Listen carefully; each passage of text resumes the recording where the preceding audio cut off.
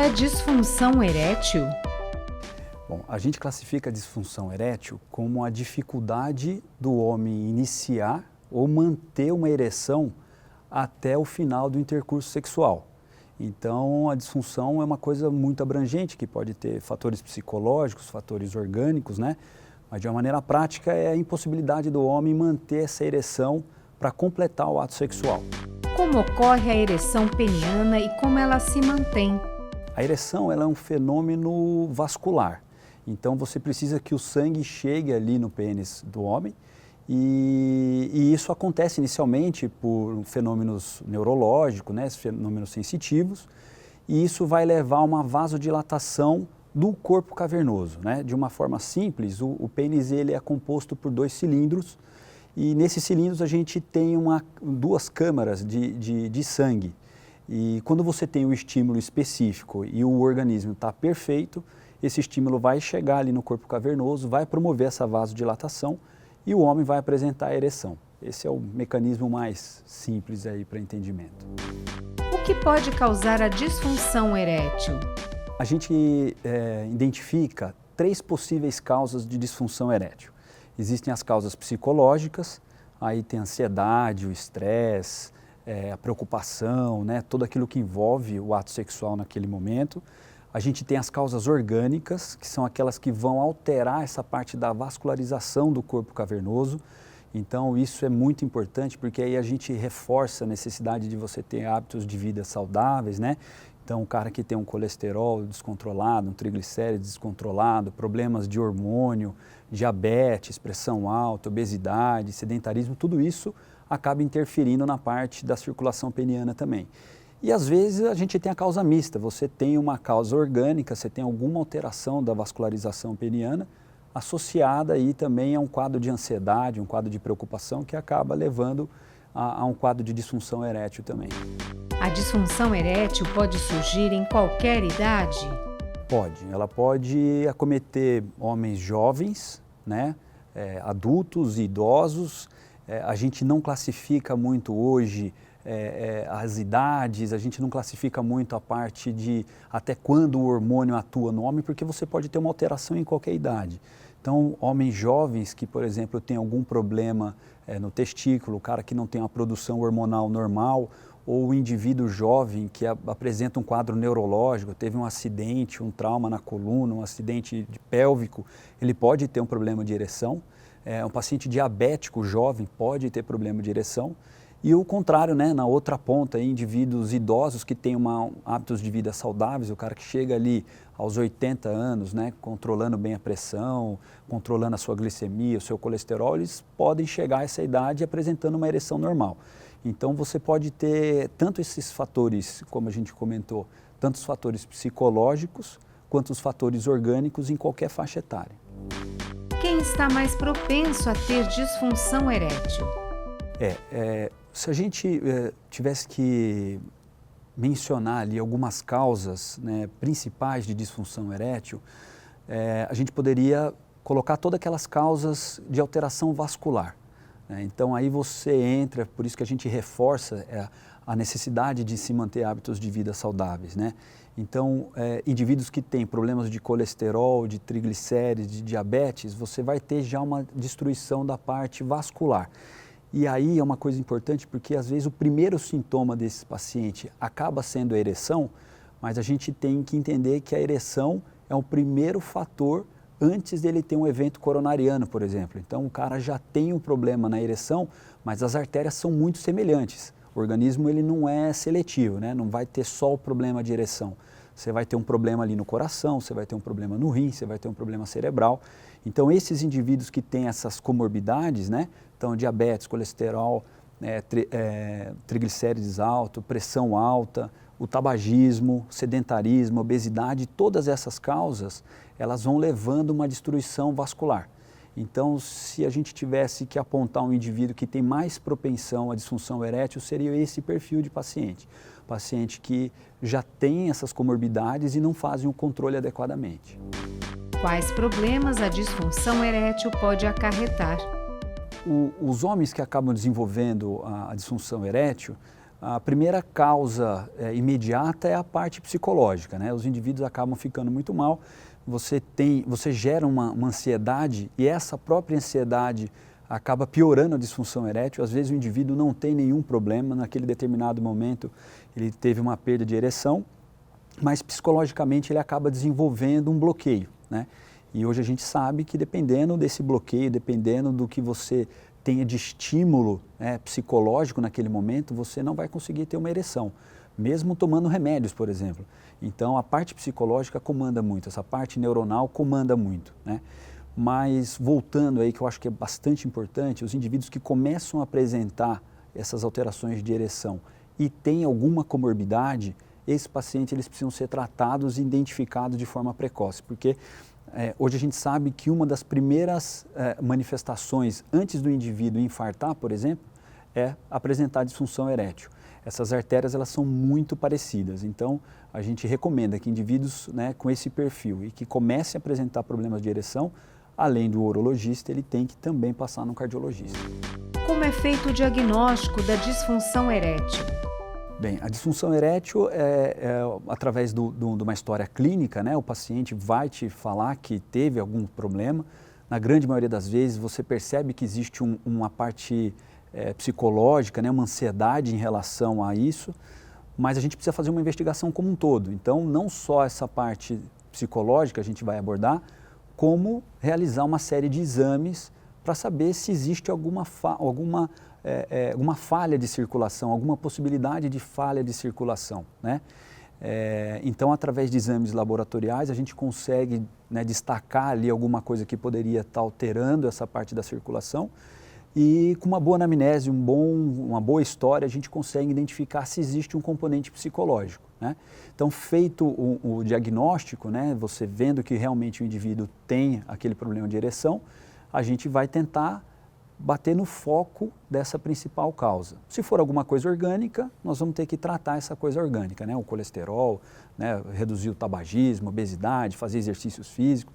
E se for uma causa psicológica, abordar essa parte psicológica também. Como é o tratamento da disfunção erétil? Sim, o tratamento normalmente começa com o urologista, né? Até a parte psicológica a gente consegue identificar e fazer uma orientação inicial. Dependendo da gravidade do quadro psicológico, né, de como isso tem uma repercussão para o paciente, a gente também aciona um psicólogo, um psiquiatra, que eu acho que é muito importante. Às vezes até algumas medicações que o paciente também já utiliza nessa parte, piora a disfunção erétil, né? Então a gente precisa de uma equipe multidisciplinar nesse caso. Feito isso, né, tirando essa parte psicológica, hoje a gente tem uma gama de tratamentos para disfunção erétil. A maioria deles hoje a gente consegue fazer através de medicamentos. Existem medicamentos da mais variada possibilidade, tem medicamentos que você toma diariamente para você fazer um recrutamento do corpo cavernoso. Existem algumas medicações que você pode utilizar pontual na hora da relação. Então, cada paciente vai se adaptar a um estilo de medicamento, a uma forma de medicamento. Quando você não consegue atingir o objetivo aí de um tratamento, primeiramente com comprimido, você pode avançar no tratamento com injeções. A gente também tem aí uma série de tratamentos injetáveis, né? Claro que a gente precisa fazer uma orientação, é muito importante isso, porque existe um efeito colateral de você apresentar uma ereção muito prolongada com esse tipo de medicação, né, que chama priapismo. Então a gente tem uma série de tratamentos injetáveis também para esses pacientes. E aí é interessante que entra até o paciente paraplégico, né, que não tem sensibilidade, mas ele tem uma ereção reflexa. A gente consegue associar essas medicações até para garantir para esse perfil de paciente que ele tenha uma ereção satisfatória. Se a gente não consegue ali, né, um tratamento com um medicamento, com injeção, o próximo passo seria um tratamento cirúrgico, que na grande maioria das vezes seria uma colocação de uma prótese peniana, né? Essas próteses elas podem ser também das mais variadas formas, né? Tem uma série de hoje no mercado, mas a gente acaba deixando esse tratamento cirúrgico como a terceira etapa. Na grande maioria das vezes, se você tem hábitos de vida saudáveis e você consegue fazer esse recrutamento, só com medicamento isso já melhora bastante. É possível prevenir a disfunção erétil? eu acho que se a gente fosse abordar, né, um tema de prevenção, pensando na parte psicológica, isso vai muito do casal, vai muito do homem que está passando por algum problema, por algum estresse naquele momento. Então, acho que essa parte psicológica é uma coisa muito individual e deve ser abordada ali com o homem no momento da consulta. Mas se a gente fosse frisar alguma coisa que a gente pudesse evitar essa disfunção erétil, é aquilo que a gente vem frisando desde o começo aí, né? Manter hábitos de vida saudáveis, evitar o tabagismo, o etilismo, controlar o colesterol, controlar o seu diabetes, o triglicérides, né? Realizar exercícios físicos, tudo aquilo que você consiga melhorar o seu aporte cardiovascular, você consegue melhorar a parte e prevenir algum grau de disfunção erétil.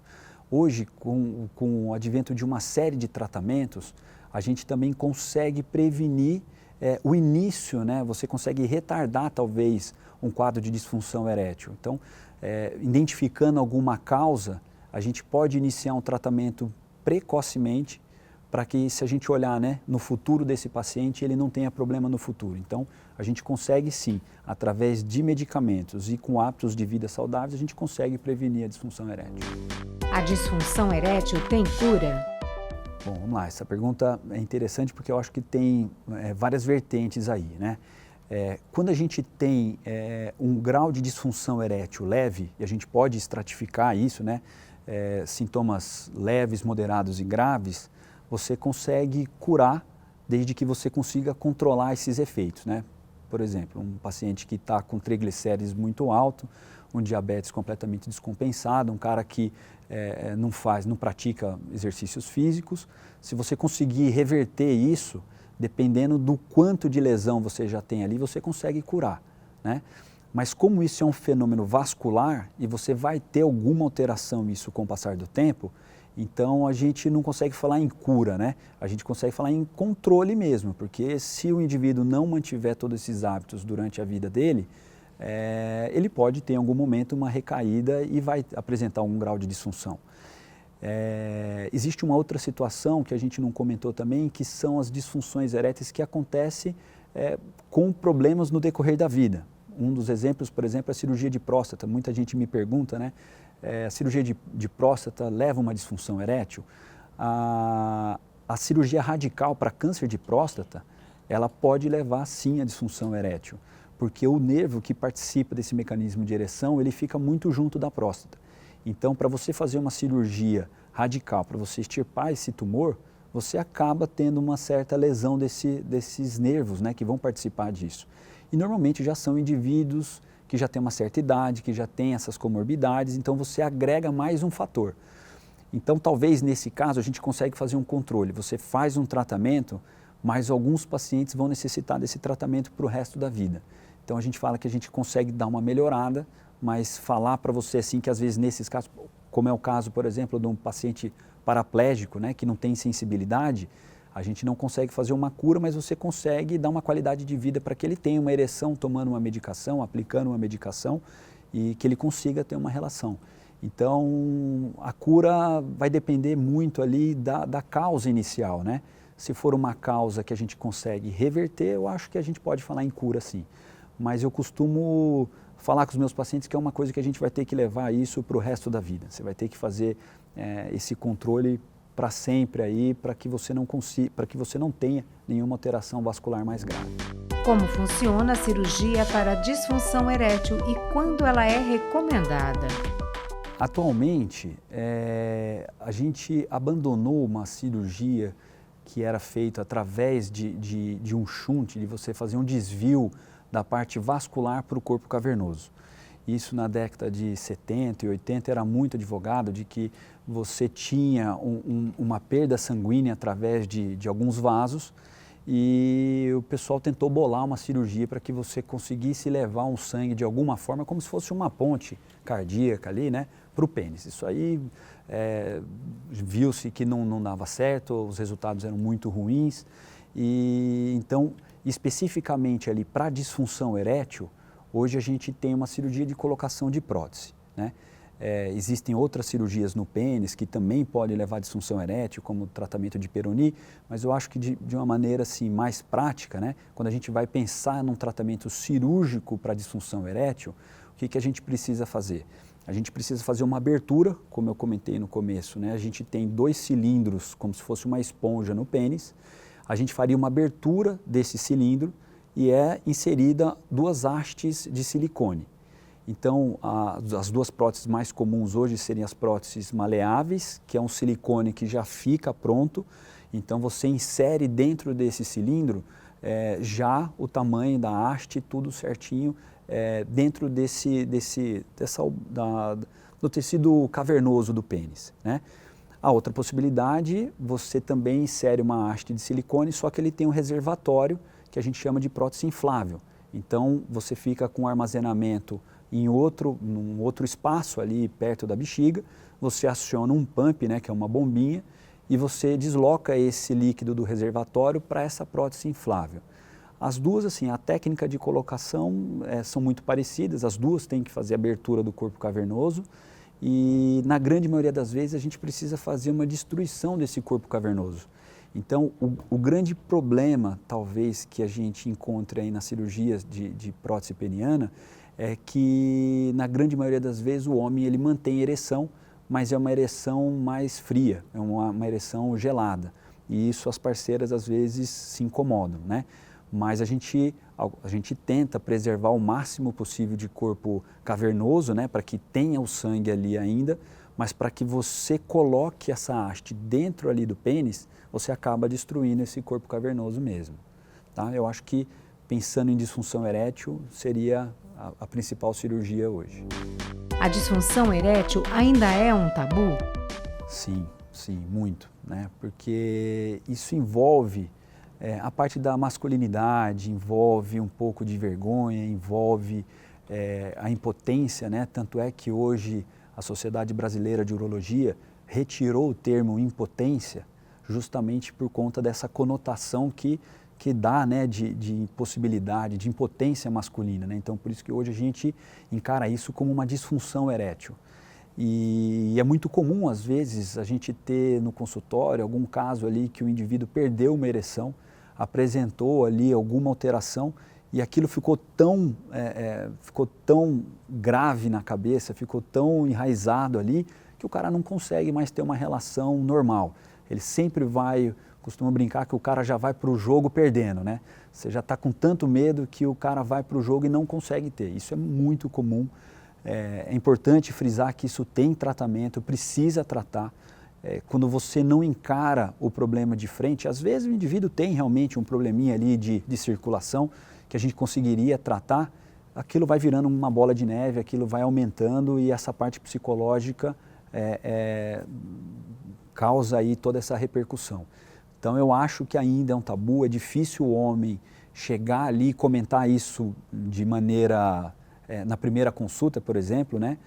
É difícil, eu vejo que os casais ainda conversem sobre isso, né? É difícil o homem abordar a mulher sobre isso, que ele tem algum problema, que ele está tendo alguma coisa nesse sentido. Mas eu acho que nós estamos mudando. Eu acho que só o fato da gama de tratamentos que existe, né? Eu acho que os homens acabam procurando um pouquinho mais aí recentemente.